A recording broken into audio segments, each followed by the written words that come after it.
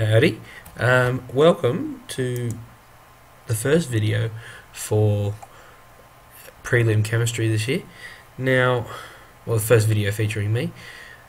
So today we're doing a bit of an intro and revision, so stuff that should be fairly well covered in your previous 4 years of science education, and that is we're going to talk about solubility, solvents and solutes, and we're going to leave a little mystery because we want to follow it up with some experiments later on. Alright, so first off, solubility. Now, you should know these things, but we'll go through them anyway.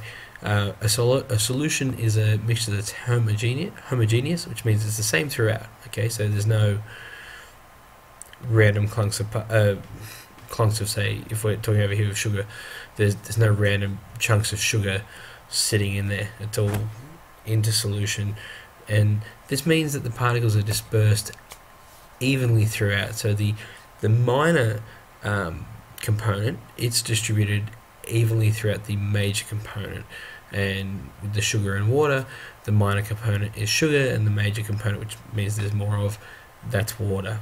Now, solubility is basically the amount that will dissolve into, in fact, it's the amount that will dissolve into a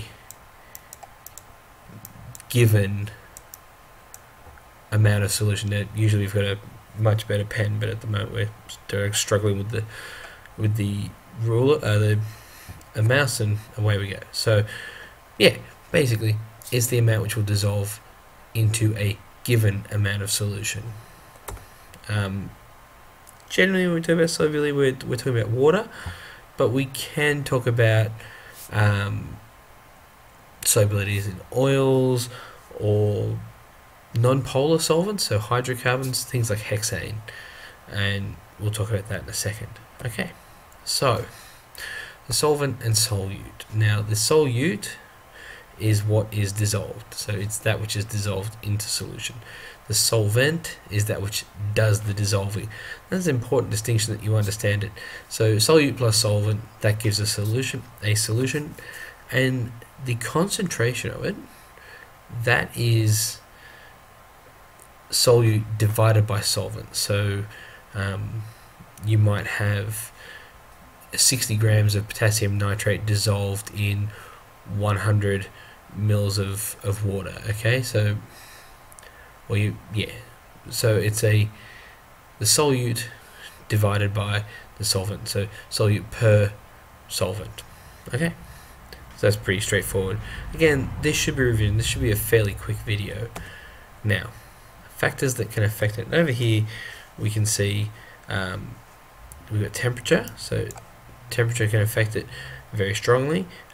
Some, for example, salt here, NaCl, the change is not that great, which is why a lot of you, when you do your SRP in year 10, your student investigation, and you go, I'm going to test the change in salt solution over 100 degrees, and no one gets spectacular results. That's why you're picking the wrong salt.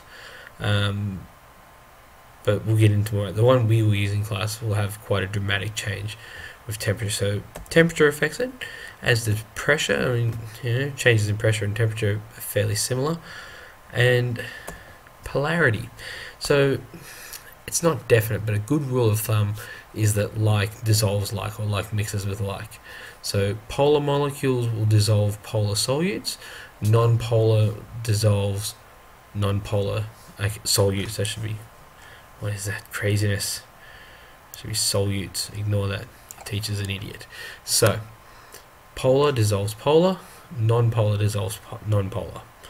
Alright, now what makes water, which is the one we refer to as like the universal solvent, as polar? What makes it polar? It's the shape. Let's get this angle here between the two. So you've got the oxygen here and the two hydrogens in the middle there. Now, it's all to do with the electrons.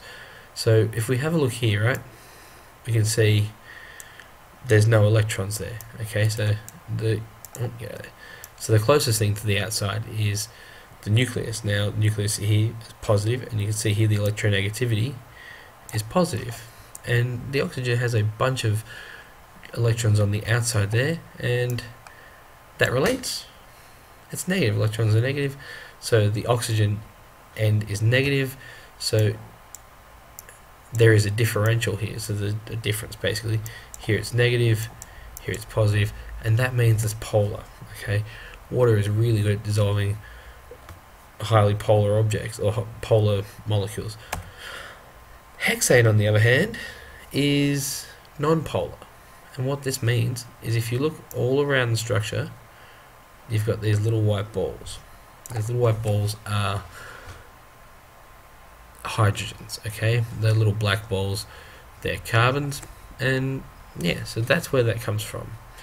So hexane is really good at dissolving non-polar objects, so it has a fairly even electronegativity all the way around, and that's positive, and all the carbons are in the middle there. So that's polarity. Now, there are your three factors. We will test temperature in class tomorrow. Alright, so this is also useful, by the way, when we're talking about separations. We can use solubility as a way to separate two objects in solution, but more on that later on. Alright, I hope you've enjoyed the videos. Make sure you've taken some notes, rewind whatever you need to rewind, it's easy, and yeah, see you later.